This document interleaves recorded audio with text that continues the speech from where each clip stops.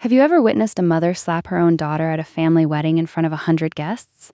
No. So imagine this. You're at your sister's wedding, 200 guests, judges, lawyers, Boston's elite, all watching, and your mother just handed you a stack of documents on stage demanding you sign over your $2 million penthouse as a wedding gift to your sister. You say no, and her palm connects with your face so hard your earring flies across the marble floor.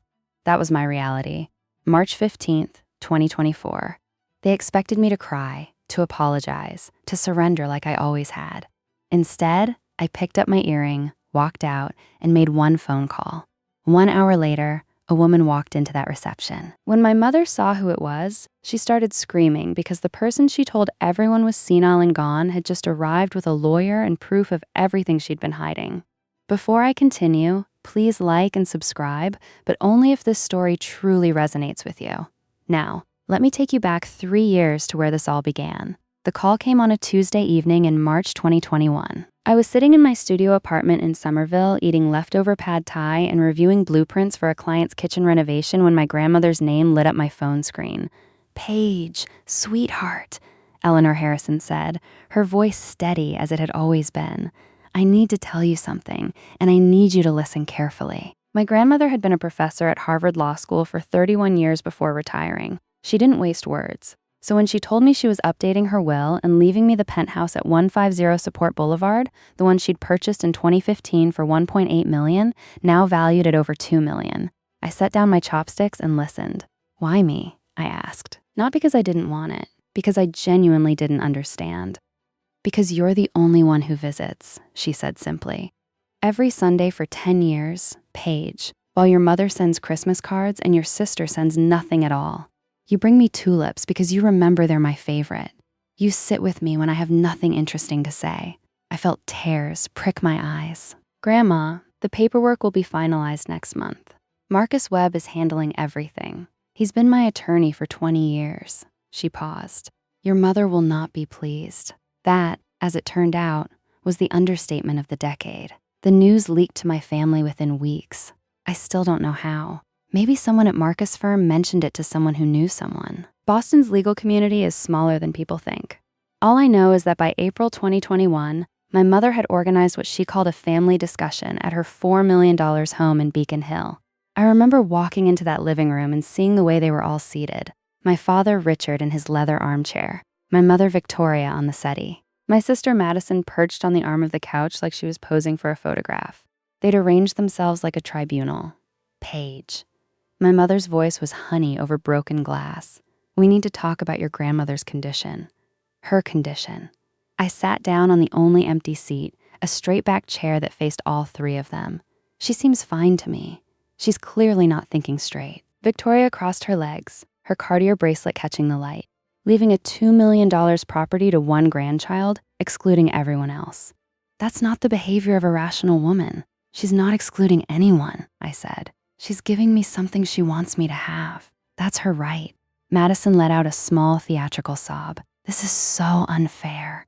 I've always loved Grandma. I just don't have time to visit like you do. I have a career. I have a life. You have a trust fund and a fiancé with a yacht," I thought, but didn't say.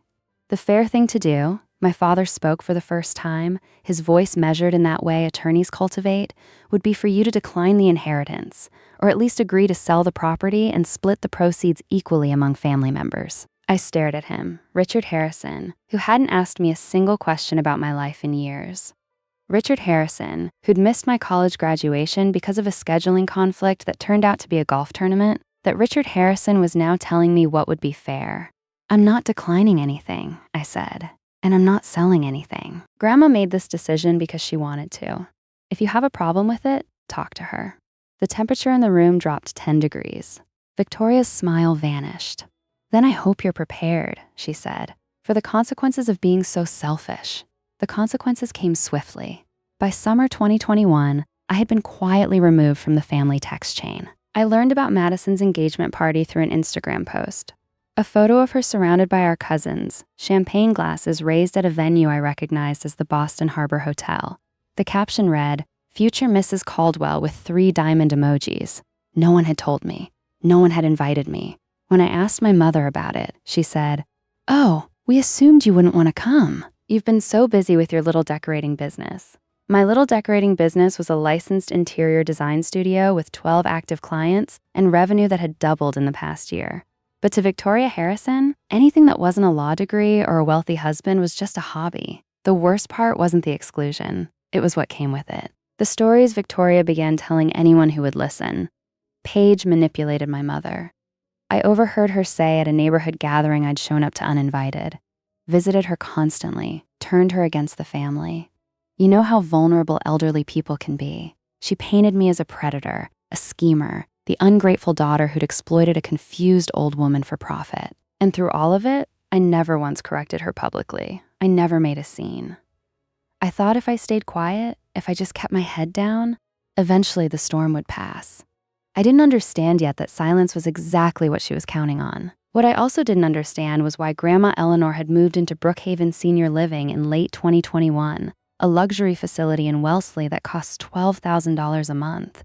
She told me she wanted peace and quiet. She told me she was tired of the drama.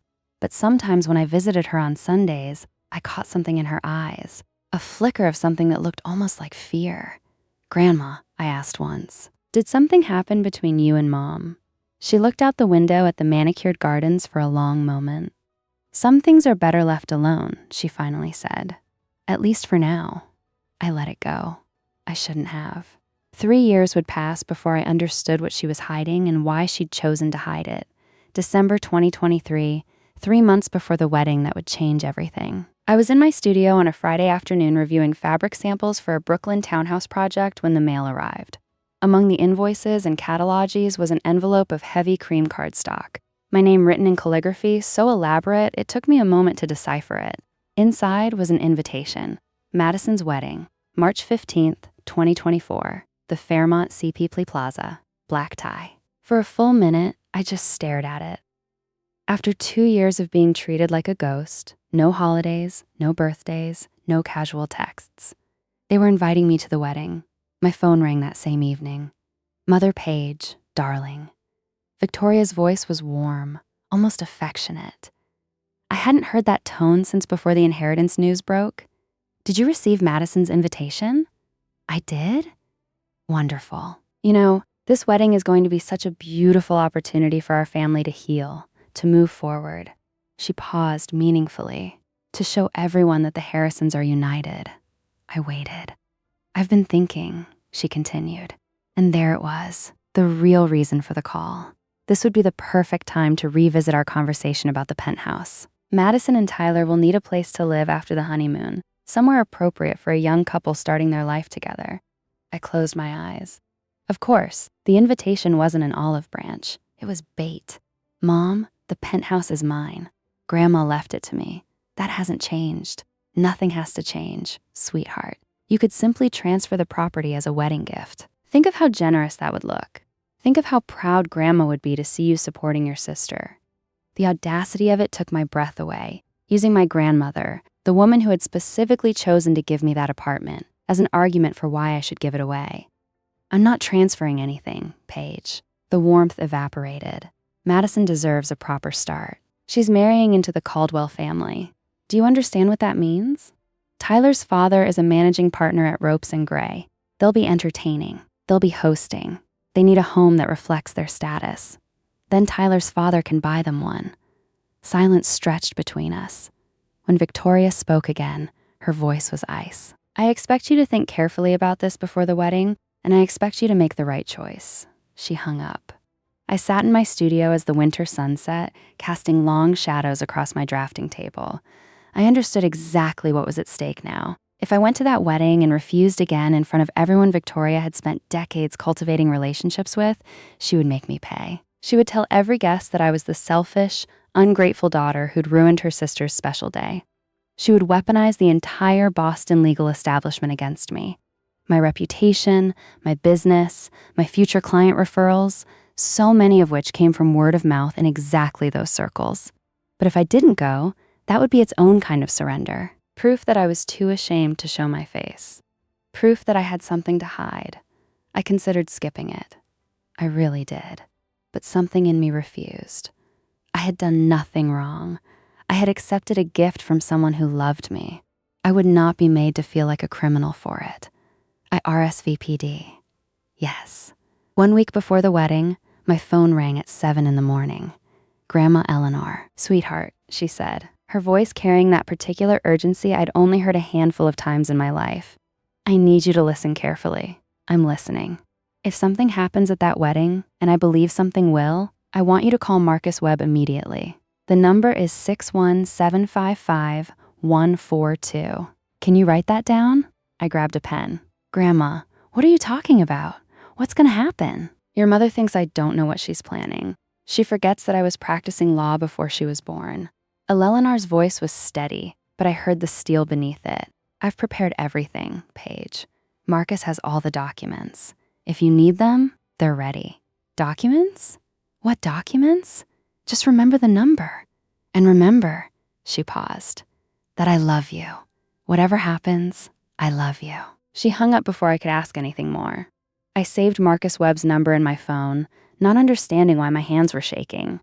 I wouldn't understand until I walked through the doors of the Fairmont CP Plaza and saw what was waiting for me. March 15th, 2024, 5 Ag. The Fairmont CP Plaza rose above CP Peeply Square like a monument to old money and older traditions. I'd driven past it hundreds of times in my life, but walking through those gilded doors as a guest, as a Harrison, felt different. It felt like walking into enemy territory. The ballroom was breathtaking. White orchids cascaded from crystal chandeliers. A 12-piece jazz ensemble played Gershwin in the corner. Waiters in black ties circulated with champagne flutes and canopes on silver trays. Every detail screamed expense, taste, and Victoria Harrison's personal touch. 127 guests. I'd counted the chairs during cocktail hour. Lawyers, doctors, investment bankers, old Boston families whose names appeared on hospital wings and university buildings. These were the people my mother had spent 3 decades impressing. Her audience, her witnesses. I wore a navy blue dress, elegant but not attention-seeking. I had debated for hours about what to wear, knowing that anything too expensive would be called showing off the penthouse money, and anything too simple would be embarrassing the family. In the end, I chose something that simply felt like me. Richard found me near the ice sculpture, a swan, naturally, 10 minutes after I arrived. "Paige," my father nodded, his eyes sliding past me like I was a piece of furniture he was trying not to bump into. "Glad you could make it, Dad." We stood in silence. After 32 years, we had nothing to say to each other. Madison appeared in a cloud of white tulle and S. Swarovski crystals, her veil trailing behind her like a promise of the life she'd always believed she deserved. She hugged me, arms circling but not quite touching, the way you'd embrace a stranger at a networking event. "Paige, you came." Her smile was camera ready. Perfect teeth, perfect makeup, perfect performance. "Of course I came. You're my sister." She pulled back and her expression shifted. Subtle, calculating. "Did you bring the paperwork?" I blinked. "What paperwork?" "Mom said you'd have the transfer documents ready by today." Madison's voice was light, almost playful, but her eyes were hard for the penthouse, our wedding gift. So this was it. They'd already decided among themselves that I would comply. The invitation, the phone call, the reconciliation theater, all of it was just a prelude to this moment. "Madison, there are no transfer documents." "What do you mean?" "I mean, the penthouse is mine. It's not a gift. It's not up for discussion." Her perfect smile flickered, but Mom said, "I don't know what Mom told you." I kept my voice low, steady. "But I'm not signing anything. Not today. Not ever." Madison's jaw tightened. For a moment, she looked exactly like Victoria, the same flash of fury barely contained. "You know, Tyler and I were planning to move in after the honeymoon. We already told the realtor we wouldn't need the condo in Back Bay. We already told everyone. You told everyone about an apartment that doesn't belong to you. It should belong to us." Her voice rose slightly. "You don't even need it. You live in that little place in Somerville. You don't entertain. You don't have anyone to impress. What's the point of you having a $2 million penthouse?" The point? What was the point of me having anything nice, anything valuable, anything that suggested I might matter as much as she did? I'd spent my whole life being asked that question in different ways. The point, I said quietly, is that Grandma wanted me to have it. And her wishes matter more than your real estate plans. Madison stared at me. Then she leaned in close, her bridal perfume overwhelming. Mom's going to handle this, she whispered. And when she does, don't say I didn't warn you. She swept away toward a group of bridesmaids, leaving me standing alone by the melting swan. I moved toward the bar, needing something to steady my nerves. But before I could order, a woman in a cream Chanel suit stepped into my path. I recognized her. Patricia Holloway, one of Victoria's tennis partners and the wife of a federal judge. You're Paige, aren't you? Patricia's smile didn't reach her eyes. Victoria's mentioned you. I bet she has. I heard you're holding on to some property for your grandmother, Patricia continued. That's very responsible of you. Will you be selling it soon? There it was, the narrative Victoria had been spinning. I wasn't the heir. I was the caretaker, the temporary custodian of assets that would eventually be distributed properly. Actually, I said, I live there. Patricia's eyebrows rose. Oh, I thought, well, never mind what I thought. She excused herself quickly, disappearing into the crowd. I stood alone in that sea of silk and judgment, understanding finally what I was up against. Victoria had been preparing this battlefield for years. Every conversation, every social event, every carefully placed comment, all of it was groundwork. And tonight, she intended to collect.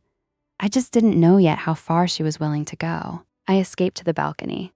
The March air was cold enough to bite, but after the suffocating warmth of the ballroom, I welcomed it. I leaned against the stone railing, looking out over CP Police Square, trying to slow my racing heartbeat. That's when my phone buzzed. Grandma Eleanor. I answered immediately. Hello, my dear girl. Her voice was calm, almost too calm. Tell me what's happening. I glanced through the glass doors at the glittering crowd inside. How do you know something's happening? Because I know my daughter. A pause. Victoria has been planning something for weeks. She's been making phone calls, gathering people, building her case. She thinks I don't know because I'm locked away in my nursing home. The disdain in Eleanor's voice was palpable. She forgets that I have friends who actually like me. I almost laughed. Almost. What is she planning? I don't know exactly, but I know it will happen tonight while she has her audience. That's how Victoria operates. She needs witnesses. She needs people to validate her. Eleanor's voice softened. Paige, do you remember the number I gave you? Marcus Webb's number. I have it saved. If anything happens, anything at all, call him immediately. He's expecting your call. He has everything ready. I pressed my back against the cold stone. Grandma, what is everything? What are you not telling me? Silence stretched across the line. 6 months ago, Eleanor finally said, your friend Daniel came to visit me. Daniel Reeves. We'd been friends since freshman year at BU. He was a reporter now, working the investigative desk at the Boston Globe. He'd mentioned a few months back that he was looking into some irregular real estate transactions in the area, but I hadn't connected it to anything specific. He came to visit you. Why? Because he found something strange. A property sale in 2020. A house in Cape Cod that belonged to me. A house I never sold. My breath caught. What do you mean you never sold it? I mean exactly that. Your mother sold it for $875,000. She forged my signature on the documents. The world tilted slightly. I gripped the railing. Grandma, I didn't want to believe it either. That's why I hired experts, a company called Forensic Document Services, right here in Boston. They analyzed the signatures. The probability of forgery was 98.7%. 98.7%. That wasn't doubt. That was certainty. Why didn't you tell me? My voice came out hoarse arrow. Why didn't you go to the police? Because she's my daughter. Eleanor's voice cracked just slightly before she steadied it, because I still hope that there might be some explanation. I don't understand. Some reason that isn't what it looks like. But we both knew. We both knew there wasn't.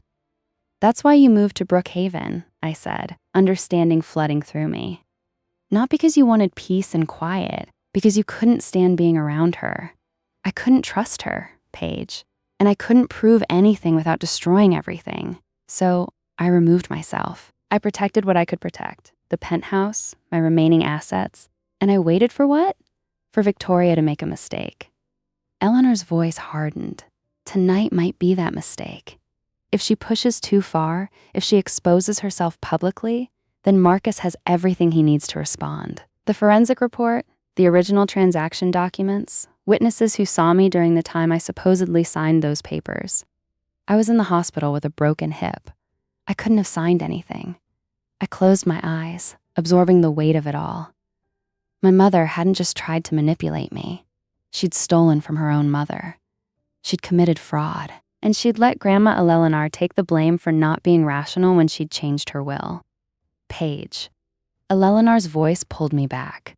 I'm not telling you this to make you hate your mother. I'm telling you because you need to understand what you're dealing with.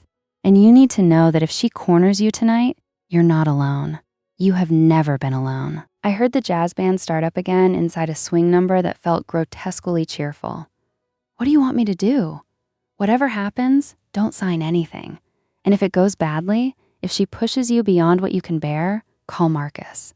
Tell him the documents are needed. He'll know what to do, and you a pause. When Eleanor spoke again, I could hear the smile in her voice. If Marcus calls me, I'll be there within the hour. I've been waiting 3 years for this, darling. I'm not going to miss it. She hung up. I stood on that balcony for a long moment, cold wind whipping my hair. Then I straightened my shoulders, smoothed my dress, and walked back into the ballroom. I was ready. Or at least I thought I was. I'm going to pause here for a moment because I know some of you watching this have been in situations like mine where you're surrounded by people who are supposed to love you, but instead they make you feel small. If this story is hitting close to home, let me know in the comments. Should I have walked out right then? Or was I right to stay and face what was coming? Your answers mean more to me than you know. Now, let me tell you what happened next.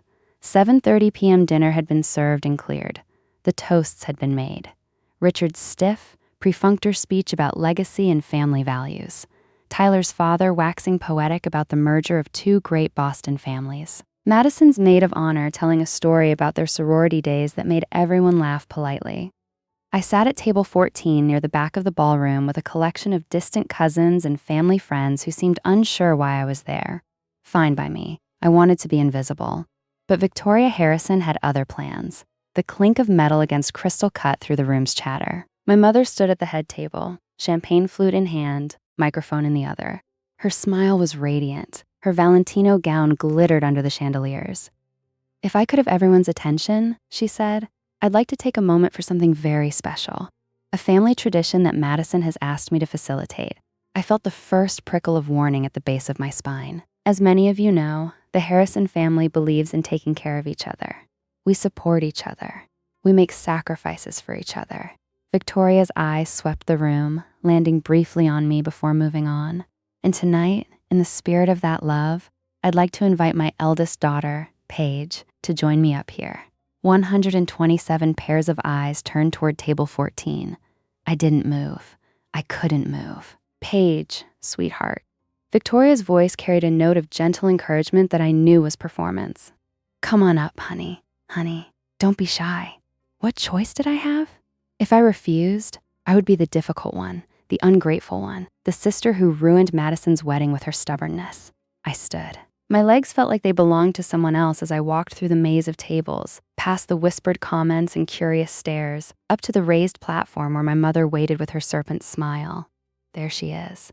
Victoria put an arm around my shoulders, a gesture of affection for the audience, a grip of control for me. Now everyone, Paige has been holding on to something very precious.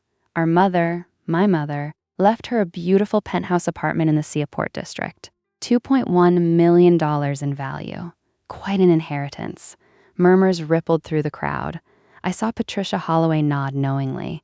Paige has been keeping it safe, Victoria continued, waiting for just the right moment to share it with the family. And what better moment than this? Madison's wedding day. The start of her new life with Tyler. She produced a folder from somewhere. I hadn't even seen her holding it and opened it to reveal a thick stack of legal documents. Transfer of deed. Quick claim agreement.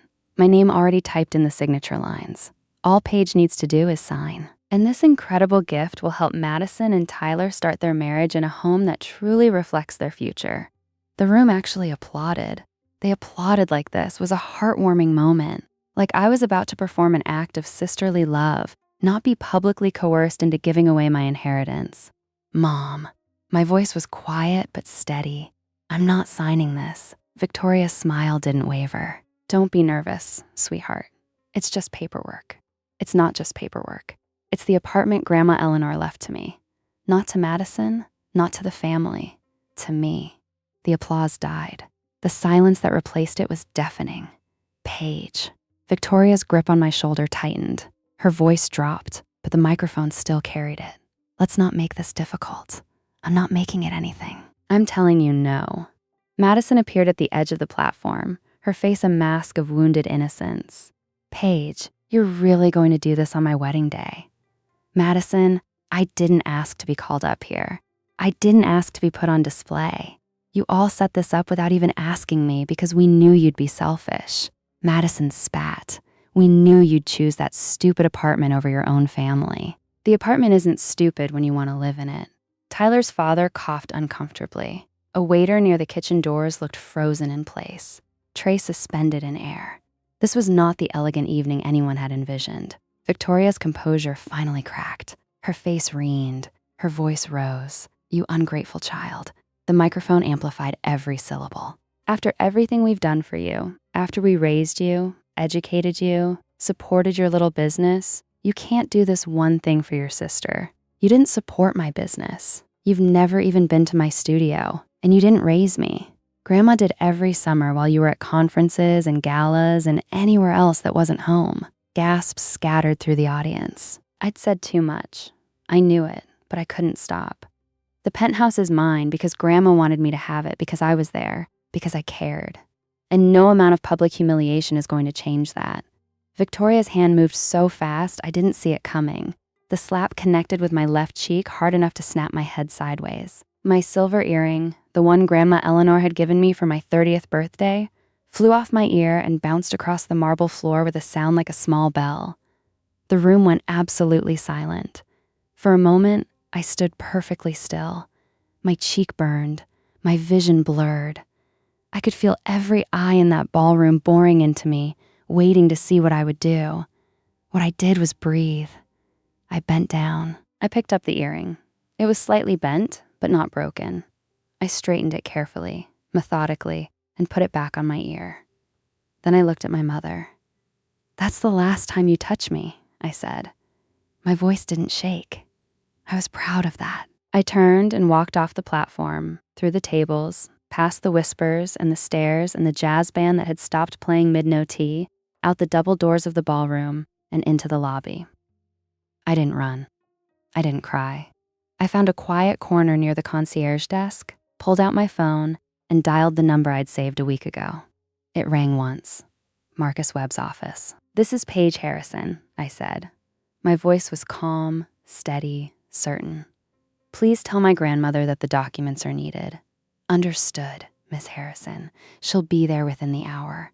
I hung up and then I sat down on a velvet bench, touched my stinging cheek, and waited. 1 hour. That's all I needed. 1 hour until everything changed. 8:45 p.m., I was still on that velvet bench when the main doors of the Fairmont C. Peeply Plaza opened and my grandmother walked in. Eleanor Harrison was 78 years old. She moved with a cane now, her gait slower than I remembered from my childhood. But everything else about her radiated the same formidable presence that had made her one of the most respected professors at Harvard Law for 3 decades. She wore a gray cashmere coat over a simple black dress. Her silver hair was pinned back elegantly, and beside her walked Marcus Webb, mid-40s wire, rimmed glasses, charcoal suit, carrying a leather briefcase that looked like it contained the weight of the world. Grandma! I stood up, and for a moment my composure cracked. You came! She crossed the lobby and took my face in her hands, examining my cheek with eyes that missed nothing. She hit you? Yes. Eleanor's jaw tightened. Then she kissed my forehead gently, the way she had when I was a child and had fallen off my bicycle. Then let's finish this, she said. We walked into the ballroom together. The wedding was in chaos. Clusters of guests huddled in conversation, their champagne forgotten. Madison was crying, actually crying this time, while Tyler and his parents hovered nearby, looking mortified. Victoria stood near the head table, gesturing emphatically to Richard, who seemed to be trying to calm her down. No one noticed us at first. Then someone gasped. then someone else. And then Victoria turned and saw her mother walking toward her across the marble floor. Mom. The word came out strangled. Victoria's face went white. What are you? How are you? I'm here for my granddaughter's wedding, Eleanor said, her voice carried across the suddenly silent room. I wasn't invited, of course, but I decided to come anyway. I hope Madison doesn't mind. Madison, mascara streaming down her cheeks, could only stare. What is this? Victoria's voice rose. What are you doing here? I'm doing what I should have done 3 years ago. Eleanor stopped about 10 feet from her daughter, close enough for everyone to hear. I'm telling the truth. She turned to face the assembled guests. 127 people, many of them lawyers and judges and professionals who understood exactly what was about to happen. My name is Eleanor Harrison. I was a professor of law at Harvard for 31 years. I am of sound mind, and I am here to confirm that the penthouse at 150 Support Boulevard, the property my daughter has been publicly demanding my granddaughter surrender, was left to Paige Harrison in my will, dated June 14th, 2019. That will is legal, valid, and unforgettable. There are no other claims to that property. Marcus Webb opened his briefcase and withdrew a document. This is a certified copy of Mrs. Harrison's will, notarized and filed with the Suffolk County Probate Court. I've been her attorney for 23 years and can attest to its authenticity. Victoria's face contorted. This is absurd. Mother, you're confused. You don't understand what you're saying. I understand perfectly. Eleanor's voice was ice. What you don't understand is that I've been watching you for 3 years. I've been watching. She nodded to Marcus, who withdrew a second set of documents. These are transaction records for a property in Cape Cod, a property that was deed in my name until September 12th, 2020, when it was sold for $875,000. The room went completely silent. I could hear the ice melting in abandoned champagne buckets. I did not sell that property, Eleanor continued. I could not have sold that property. I was in Massachusetts General Hospital for 6 weeks that fall, recovering from a broken hip. I signed nothing. I authorized nothing. Victoria's mouth opened and closed. No sound came out. Marcus produced a third document. This is a forensic analysis report from Forensic Document Services, a certified firm specializing in handwriting analysis. They examined the signature on the Cape Cod sale documents against authentic samples of Mrs. Harrison's handwriting. He turned to the room, his voice carrying the weight of courtroom authority. Their conclusion? The signature is inconsistent with Mrs. Harrison's authentic hand. Probability of forgery, 98.7%. Murmurs erupted through the ballroom. I saw Tyler's father, the managing partner at Ropes and Gray, exchange a significant look with another attorney near the bar. You're lying, Victoria's voice cracked. This is all fabricated.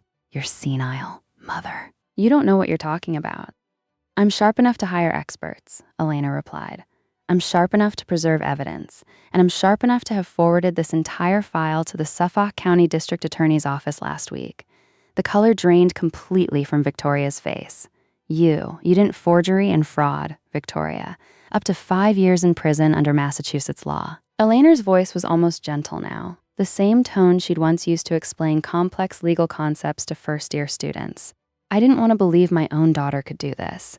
I gave you 3 years to confess, to make it right. But instead, you spent those years slandering my granddaughter, calling her a manipulator, calling me senile, trying to steal her inheritance the same way you stole my property. Victoria spun to face Richard. Richard, say something. Stop this. Richard Harrison, who had stood silently through everything, took a step backward. I didn't know, he said. His voice was flat, empty. I didn't know about the Cape Cod house. You signed the transfer, Victoria shrieked. You were there. I signed what you told me to sign. I didn't know it was forged. The room watched in horrified fascination as 35 years of marriage disintegrated in real time. Madison finally spoke, her voice small and broken. Mom, what is Grandma talking about? Victoria didn't answer. She couldn't answer. She stood in the center of her own carefully constructed stage, her perfect wedding, her perfect audience, and everything was falling apart. Eleanor turned to me. Her eyes were tired, sad, but resolute. Paige, I'm sorry you had to find out this way. I'm sorry I waited so long. It's okay, Grandma. I took her hand. I understand. She squeezed my fingers. Then she looked at Victoria one last time. You lost me the day I discovered what you'd done. Tonight, everyone else just got to see the truth. She paused. I hope someday you find it in yourself to take responsibility, but I won't hold my breath. She turned toward the exit. I walked beside her. Behind us, I heard Victoria start screaming. Incoherent denials, accusations, demands that someone do something. I heard Tyler's parents say something sharp and final to Madison. I heard the murmur of the crowd crescendo into a roar of gossip and speculation, but I didn't look back. Not once. I need to pause here for a second. When I walked out of that ballroom with my grandmother, I wasn't thinking about revenge. I wasn't thinking about winning. I was just thinking about how much time we'd lost and how grateful I was that we still had some left. If you've ever had someone in your life who believed in you when no one else did, drop their name in the comments. They deserve to be celebrated. And if you want to hear how this all played out, make sure you're subscribed. Back to the story. We made it to the lobby before Tyler caught up with us. I heard his footsteps first, the quick, sharp click of expensive dress shoes on marble. I turned, expecting anger, maybe threats. What I saw instead was calculation. Mrs. Harrison, Tyler Caldwell addressed my grandmother directly, not even glancing at me. I think we should talk about this privately. There may be some misunderstandings that can be cleared up. Elena regarded him with the same expression she probably used on particularly dim-witted law students. There are no misunderstandings, Mr. Caldwell. But surely the whole Cape Cod situation, families have disputes. Paperwork gets complicated. If we could just sit down with the lawyers. The paperwork was forged. My daughter committed fraud. Those aren't disputes. They're crimes. Tyler shifted his weight and I watched his mask slip. Underneath the polished veneer, I glimpsed something desperate. The penthouse. Then Madison mentioned that you might be reconsidering your will given the circumstances, the wedding, the new family.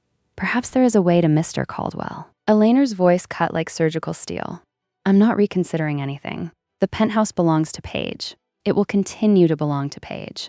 And if you're asking whether I'll give my remaining assets to a granddaughter who just married a man willing to beg at a ballroom door, the answer is no.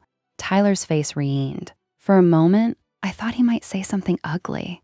Instead, Elena smiled. That particular smile that made courtroom attorneys nervous. You married the wrong Harrison, young man. And frankly, given what I've seen of your character tonight, Madison is welcome to you. She turned away from him without another word. Marcus Webb stepped forward, blocking Tyler's path. I'd advise you to return to your wedding, Mr. Caldwell. Anything you say now could be relevant to ongoing investigations. Tyler Caldwell, son of a managing partner at one of Boston's most prestigious law firms, suddenly looked very young and very scared. He retreated without another word. We stepped out into the cold March night. The air smelled like impending rain and the streetlights cast golden pools on the cobblestones of CP Police Square. Grandma, I said, my voice thick. I'm so sorry about the wedding, about the scene, about all of it. She patted my arm. Don't be sorry. I've been waiting 3 years to say those things. It felt wonderful. Despite everything, I laughed. It came out raw and broken, but it was real. What happens now? Marcus answered, his voice measured and professional. The district attorney's office will proceed with their investigation. Mrs. Harrison has provided substantial documentation. Whether charges are filed will depend on their review, but the evidence is compelling. And Victoria. Eleanor's face softened with something that might have been grief or might have been relief. It was hard to tell. That's up to the courts now. I've done what I needed to do. The rest is out of my hands. I thought about my mother still in that ballroom, surrounded by the people she'd spent her life trying to impress. Watching everything she'd built crumble, part of me felt a savage satisfaction, but a larger part just felt tired. I'm not doing this for revenge, I said, though I wasn't sure if I was telling them or myself. I'm not doing it to punish her. No, Eleanor agreed. You're doing it because some things can't be allowed to continue. Some lies can't be permitted to stand. She looked at me with those sharp, knowing eyes. There's no cruelty in telling the truth, Paige. There's only clarity. A town car pulled up to the curb.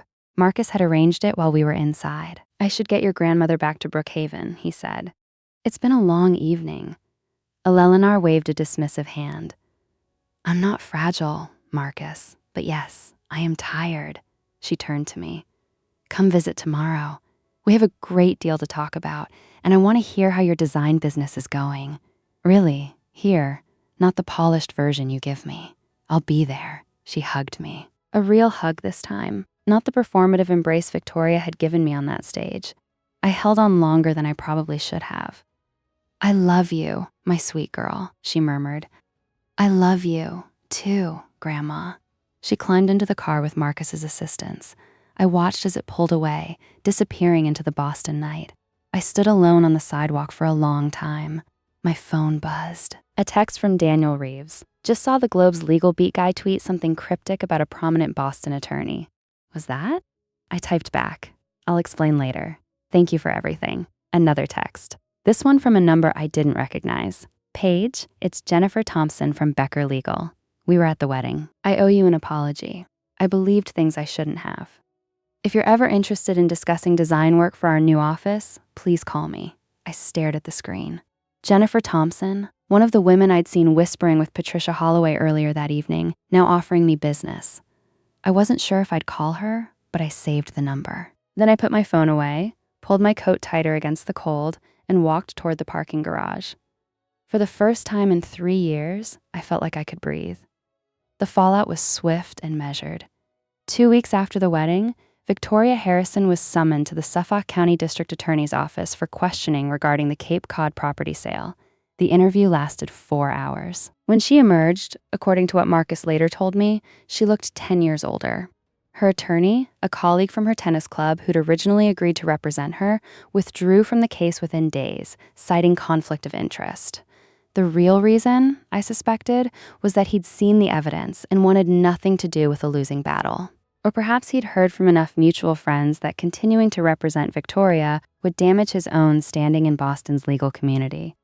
My father moved to a hotel on March 28th, the Ritz-Carlton, because even in crisis, Richard Harrison maintained appearances. He released a statement through a family friend stating that he was seeking space to process recent revelations and had no prior knowledge of any improper transactions.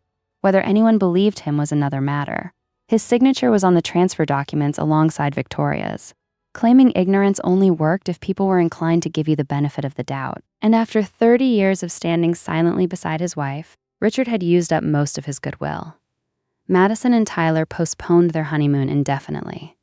I heard from a cousin that Tyler's parents had concerns about the financial entanglement and wanted their son's legal exposure clarified before the couple traveled internationally. The dream of moving into my penthouse was, of course, dead. The social consequences unfolded more quietly, but with devastating precision. On April 3rd, Victoria received an email from Partners for Justice, the charity organization whose annual gala she'd co-chaired for 17 years. The subject line read, "Your invitation status has been updated." The body was brief and corporate. Due to circumstances requiring legal resolution, her involvement in the upcoming gala was under review pending further developments. Translation: she was disinvited. The Boston Bar Association opened an ethics inquiry after 2 attorneys who'd attended the wedding filed formal complaints. The complaints didn't allege anything Victoria had done to them. They alleged conduct unbecoming of an officer of the court. The investigation was ongoing. On April 10th, a small item appeared in the Boston Globe's legal beat column written by a reporter I recognized from Daniel's newsroom. Boston area attorney under investigation for alleged document fraud in 2020 real estate transaction. The Suffolk County DA's office confirmed the investigation is active, but declined to comment on specifics. The attorney, whose name has not been released, is reportedly connected to a prominent Boston legal family. No names. But in a community as insular as Boston's legal establishment, no names were needed. Everyone knew within hours. I received 11 text messages that week from people I hadn't heard from in years. Some were apologies. Some were expressions of support. A few were clearly fishing for gossip, which I ignored. The message that mattered most came from Jennifer Thompson at Becker Legal. She followed up her wedding night text with a formal email, subject, sincere apologies, and a professional inquiry page. I want to begin by apologizing properly. At the wedding, I made assumptions based on things Victoria had told me over the years. Watching what actually happened that night, watching how you handled yourself with such dignity under impossible circumstances, made me ashamed of my own creedle. I don't expect forgiveness, but I would like to offer something concrete, Our firm is renovating our conference floor, and we're looking for an interior designer who understands professionalism, discretion, and good taste. If you're interested, I'd love to discuss the project. Please let me know either way. And again, I'm sorry. Jennifer, I sat with that email for 3 days before responding. Part of me wanted to reject it, to refuse anything that came from Victoria's social circle. But another part recognized that Jennifer Thompson wasn't Victoria. She was someone who'd been lied to, who'd believed those lies, and who was now trying to make amends. I took the meeting. The project was substantial. A full redesign of 2 conference rooms and a reception area for a mid-sized law firm. Budget $82,000. Timeline 3 months. It was the largest contract I'd ever landed. By May, I'd received 2 more project inquiries from attorneys who'd been at the wedding. Word was spreading, not just about Victoria's downfall, but about my work. People who dismissed me as the Harrison daughter with the decorating hobby were suddenly curious about the Harrison daughter who'd stood her ground. I didn't trust all of them. I vetted every client carefully, asked pointed questions about how they'd heard about me, and turned down one project from someone who seemed a little too eager to pump me for information about Victoria's case. But slowly, carefully, I began to rebuild, not just my business, my sense of who I was. The strangest development came in early May. I received a certified letter from a real estate attorney in Cape Cod informing me that the 2020 sale of Elainer's property was under legal review and that the current owners had been notified of potential title defects. Marcus explained what this meant. If the original sale was voided due to fraud, the buyers might have claims against Victoria for the purchase price. The property itself could potentially revert to Eleanor's estate. It's complicated, he said, and it could take years, but the wheels are turning. Victoria Harrison, who had spent her life accumulating status and property and social capital, was watching it all slip away. I won't pretend I didn't feel some satisfaction in that, but mostly, I felt something closer to peace. Justice wasn't about revenge. It was about the world finally recognizing what was true. June 2024, 3 months after the wedding. I'm sitting on the balcony of my penthouse, watching the sun set over Boston Harbor. The sky is stray with orange and pink, and the water reflects it all like scattered jewels. It's the kind of evening my grandmother always loved. Big skies, quiet moments, a glass of wine, and nowhere to be. She's here now. In fact, Eleanor comes every Sunday. I pick her up from Brookhaven in the morning and we spend the day together. Sometimes we go to the Museum of Fine Arts. Sometimes we just sit here on this balcony and talk. Today we've been talking about my father. He called me. I tell her, yesterday. She raises an eyebrow and he wanted to explain, to tell me his side of things. I swirl my wine. He says he didn't know about the Cape Cod house. He says Victoria handled all the paperwork and he just signed where she told him. Do you believe him? I think about it. Really think. I believe he didn't ask questions. I finally say I believe he chose not to know. I believe he's been choosing not to know for 35 years about a lot of things. Elainer nods slowly. And what did you tell him? I told him I needed time, that I wasn't ready to see him yet, that if he wanted a relationship with me, he'd have to earn it, not by explaining or apologizing, but by actually showing up consistently over time. She reaches over and squeezes my hand. That's a healthy boundary, sweetheart. We sit in comfortable silence for a while. The sunset deepens. Madison texted me, I add. Last week, I heard. She asked if I would call her. She said she wants to talk. And will you? I look out at the harbor, at the boats returning to their moorings, at the city lights beginning to flicker on. Not yet. Maybe not for a long time. I pause. She knew, Grandma. Maybe not about the Cape Cod house, but about the pressure, the manipulation, the lies. She was there every time Victoria called me selfish or ungrateful. She never once defended me. She never once questioned what she was being told. That's true. If she wants to have a sister, she has to want to know the truth. She has to be willing to see who our mother really is. And I don't think she's there yet. I don't think she wants to be there. I take a breath. So I'm not closing the door forever, but I'm not opening it until she's ready to walk through it. Honestly, Eleanor smiles, a small, proud smile. You've learned something important, Paige. Something I wish I'd learned at your age. What's that? That love without respect isn't love. It's just habit.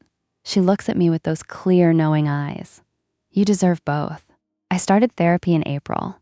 My therapist's name is Dr. Carolyn Mitchell, and she specializes in family systems and boundary setting. Every Tuesday at 4, I sit in her office in Cambridge and talk about things I spent 32 years avoiding. It's hard. Some weeks it's exhausting, but it's also the most important thing I've ever done for myself. There's something else, too. His name is Ben, and he's an architect I met at a design conference in May. He has kind eyes and a terrible sense of direction and absolutely no idea who the Harrisons of Beacon Hill are. He likes me for my work, my laugh, my habit of talking to plants. It's new. It's slow. It's the first time I've let someone in without worrying about what they might think of my family. My grandmother finishes her wine and sets the glass down. You know, she says, I've been thinking about what I want my legacy to be. You've already given me a legacy, I say, gesturing at the penthouse around us. Not the property, she shakes her head. I mean the other thing, the thing that matters. I wait. I spent too many years keeping the peace, she says, staying quiet to avoid conflict, letting Victoria become who she became because confronting her was too painful. She looks at me steadily. I don't want that for you. I want you to speak the truth even when it's hard. I want you to protect yourself even when it feels selfish. I want you to know that being kind doesn't mean being silent. I feel tears prick my eyes. I'll remember. Good. She pats my hand. Now, what's for dinner? All this emotion is making me hungry. I laugh and the sound fills the evening air. This is my life now. A penthouse that's really mine. A grandmother who loves me. A business that's growing. Boundaries that are firm. A future I'm building myself. One honest choice at a time. If you're watching this, maybe you're in a situation where your family expects you to sacrifice yourself for their comfort. Maybe you've been told that setting limits is selfish. Maybe you're wondering if you're allowed to want more. You are. You're allowed. Being kind to yourself isn't the opposite of being kind to others. It's the foundation. Thank you for staying until the end. And if this story resonated with you, if it reminded you that you deserve respect, that your boundaries matter, that truth is worth telling, leave a comment. Tell me your story. I want to hear it. Take care of yourselves. Thank you so much for watching my story all the way through. If it helped you remember that you're worthy of respect, that saying no doesn't make you a bad person, then this was worth telling. Please hit that like button and subscribe if you want more stories about boundaries, family, and finding your way. Check the description for more videos like this one. And until next time, remember, protecting your peace is not a crime, it's a necessity. Take care. I'll see you soon.